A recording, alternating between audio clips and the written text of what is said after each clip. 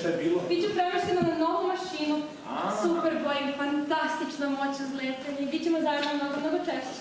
Priču o ljubavnim zgodama i nezgodama arhitekte Bernarda sa njegove 3 verenice, stjuardese, koje dolaze i odlaze po tačnom redu letenja, ne znajući jedna za drugu, učenici Prve Beogradske gimnazije shvatili su i izveli, kako kažu, bez mnogo teškoća.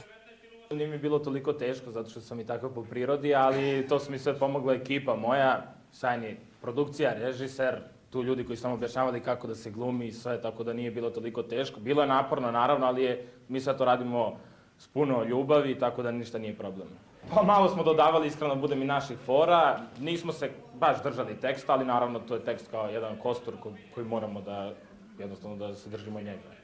Nisu gledali Boing Boing u Zvezdara teatru, gde je hit predstava na stalnom repertoaru od premijere 2012. godine, tako da tokom spremanja uloga nisu bili opterećeni time kako to rade profesionalni glumci. Ja igram kućnu pomoćnicu od glavnog lika i pripremali smo se dosta temeljno, imali smo probe svaki dan, radili smo na likovima, dosta istraživali, smišljali, u suštini pustili mašti na volju.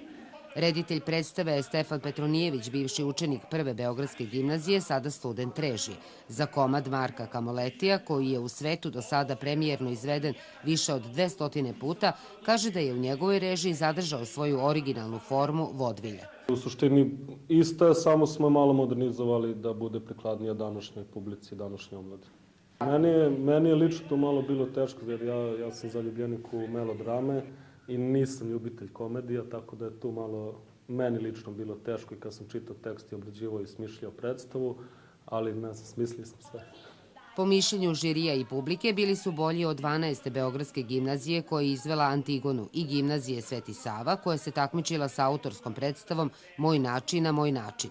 Organizatori međutim naglašavaju da smisao pozorišnog festivala Kulturica nije samo takmičenje. Da što više mladih podstaknemo da se uopšte bave kulturom, s druge strane njihove prijatelje pa i starije da dovučemo u pozorište, pošto su nam pozorišta prazna, premijere i tako gledane, a kasnije predstave sve manje i manje. A evo, ovo je sve potpuno besplatno, ali opet jedinstvena prilika da se neki budući veliki glumci vide dok su na početku. S obzirom na to da je prvi festival dramskih sekcija srednjih škola Kulturica održan pred punom salom Teatra 78, organizatori najavljuju da će sledeće godine imati priliku da učestvuje mnogo više škola.